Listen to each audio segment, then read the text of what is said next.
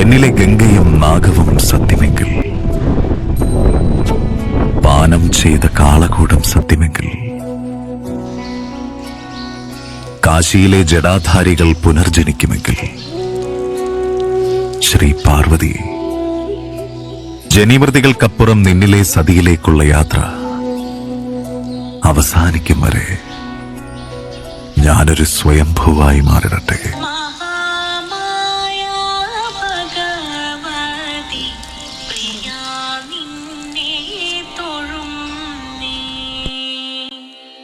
അങ്ങനെ വീണ്ടും നമ്മുടെ യാത്ര തുടങ്ങുകയാണ്. എല്ലാ എൻ്റെ പ്രിയപ്പെട്ടവർക്കും ഒരിക്കൽ കൂടെ നമ്മുടെ കാഴ്ചകളിലേക്ക് സന്തോഷത്തോടെ സ്വാഗതം ചെയ്യുകയാണ്. ഈ യാത്രയിൽ എൻ്റെ കൂടെ ഉണ്ടായിരുന്ന എല്ലാവർക്കും അറിയാം, നമ്മൾ ഇങ്ങനെ എവിടെയാണ് സഞ്ചരിച്ചുകൊണ്ടിരിക്കുന്നതെന്ന്. ആദ്യമായിട്ട് ആരെങ്കിലും കാണുന്നുണ്ടെങ്കിൽ അവരുടെ അറിവിലേക്കായിട്ട് ഞാൻ പറയാം, നമ്മുടെ മൗറീഷ്യസ് ട്രാവൽ സീരീസാണ് നടന്നുകൊണ്ടിരിക്കുന്നത്.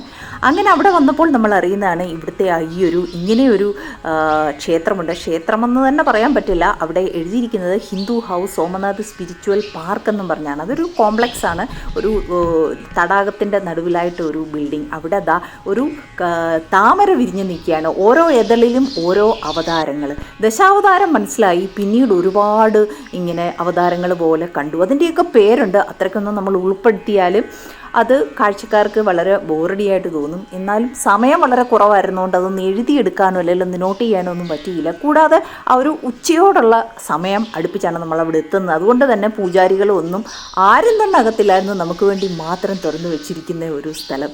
എന്താ പറയുന്ന ഒരു വൈബ് എന്ന് പറയുന്നത് ഒന്ന് പറഞ്ഞറിയിക്കാൻ പറ്റില്ല കേട്ടോ. കിളികളൊക്കെ ഇങ്ങനെ തുറന്നു കിടക്കുന്ന സ്ഥലമാണ്. ജനലുകളുടെ അകത്തൂടെയൊക്കെ ഇങ്ങനെ കിളികളുടെ ശബ്ദം, ഇങ്ങനെ വെള്ളം, വലിയൊരു ശിവലിംഗം. അപ്പോൾ ഈ ലോട്ടസിൻ്റെ ഈ താമരയുടെ ഇതളുകൾ ഇങ്ങനെ താങ്ങി നിർത്തിയിരിക്കുകയാണ്. ഒരു വൃത്താകൃതിയിൽ ഒരു വലിയൊരു കല്ല് പാകിയ ഇതിൽ ടൈൽസ് ഇട്ടിരിക്കുകയാണ്. അതിൻ്റെ പുറത്തിങ്ങനെ ഒരു 108 ശിവലിംഗങ്ങളാണ് അവിടെ ഉള്ളത്. ഇത് ഞാൻ പറഞ്ഞ പോലെ തന്നെ ഒരുപാട് അവതാരങ്ങളെ ഞാൻ അവിടെ കണ്ടു. ഇത് എന്തൊക്കെയാണെന്നും അതിൻ്റെ ഹിസ്റ്ററിയിലോട്ട് ഞാൻ പോയില്ല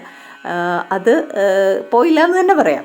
ഇതാണ് നമ്മൾ പറഞ്ഞത്. അപ്പം ഞാൻ ആദ്യം വിചാരിച്ചു നർമ്മദയുടെ തീരത്തു നിന്ന് എങ്ങാനും എടുത്ത് പല കളറിലെ ശിവലിംഗങ്ങളാണ് ആണോ എന്ന്. കാര്യം അപ്പോൾ അത് കൂടുതൽ നമ്മൾ അതിലോട്ട് തിരക്കിപ്പോയപ്പോൾ അതൊന്നുമല്ല, അവിടെ തന്നെ ഉണ്ടാക്കിയെടുത്തിരിക്കുന്നതാണ്. അപ്പം ആ ഒരു വലിയൊരു ശിവലിംഗത്തിൻ്റെ അടുക്കലോട്ട് നമുക്ക് പോകണമെങ്കിൽ നമ്മൾ അടുത്ത ഫ്ലോർ, 2 ഫ്ലോറിലായിട്ടാണ്, അടുത്ത ഫ്ലോറിൽ കയറി ചെല്ലണം. വെള്ളമില്ല, നമുക്ക് തന്നെ ശിവലിംഗത്തിൽ ജലധാര ചെയ്യാം. ശുദ്ധമായ വെള്ളം ഇടമുറിയാതെ ഒഴിച്ചു കൊടുക്കുക മാത്രമാണ് മഹാദേവനെ പ്രസാദിപ്പിക്കാനുള്ള ഏറ്റവും ലളിതമായ മാർഗം. അല്ലാതെ വില കൂടിയ പൂജകളോ വില കൂടിയ ആടയാഭരണങ്ങളോ ഒന്നും വേണ്ട. ശുദ്ധമായ വെള്ളം മാത്രം മതി.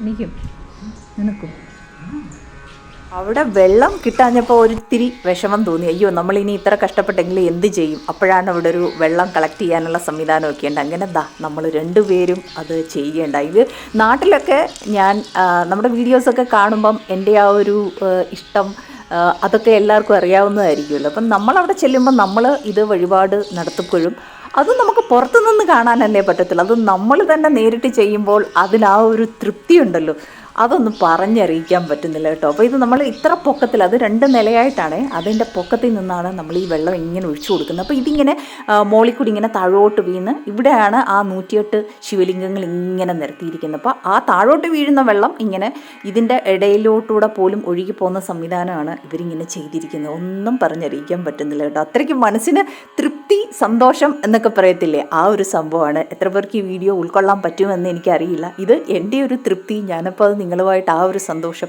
എൻ്റെ കൊച്ചു കൊച്ചു സന്തോഷങ്ങൾ വരെ ഞാൻ നിങ്ങളുമായിട്ട് ഷെയർ ചെയ്യും. ഒരു മഴ പെയ്താൽ സന്തോഷിക്കുന്ന ഞാനാണ്. അപ്പോൾ ഇങ്ങനെ കൊച്ചു കൊച്ചു കാര്യങ്ങൾ മതി എൻ്റെ സന്തോഷത്തിന് പിന്നിൽ. ആ ഒരു സന്തോഷം നിങ്ങളുമായിട്ട് ഞാൻ ഷെയർ ചെയ്താണ്. ഇതൊരു കണ്ണിന് ഒരു കുളിർമയുള്ള ഒരു കാഴ്ച തന്നെയാണ്. അപ്പോൾ ഇതിന് ചുറ്റും നമുക്ക് ഇങ്ങനെ ചുറ്റി പ്രദക്ഷിണം വയ്ക്കാം. അതിനും ഇങ്ങനെ ഒരു റെയിലിംഗ് ഒക്കെ ഇട്ട് ഇങ്ങനെ ചുറ്റുമായിട്ടിങ്ങനെ സംവിധാനമൊക്കെ ഒരുക്കിയിട്ടുണ്ട്. അപ്പം നമ്മൾ അവിടെ നിന്ന് ഇങ്ങനെ പുറത്തിറങ്ങി എല്ലാം ക്ലോസ് ചെയ്തിരിക്കുന്ന ആ ഒരു ടൈമാണ്. അപ്പോൾ അവിടെ ഒരു കണ്ടു ഗോശാല എഴുതിയിരിക്കുന്നുണ്ട്. അപ്പോൾ അതൊന്ന് എക്സ്പ്ലോർ ചെയ്യാൻ ഇറങ്ങിയതാണ്. സുന്ദരി പശു പുല്ല് കൊടുക്കുമോ? ഇത് കൊടുക്കാനുള്ളതാണോ?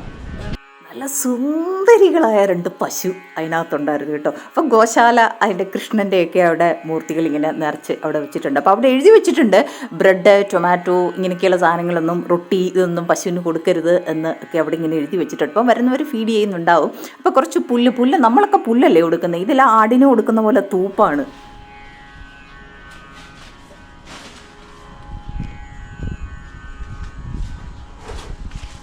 മറ്റേ എന്താ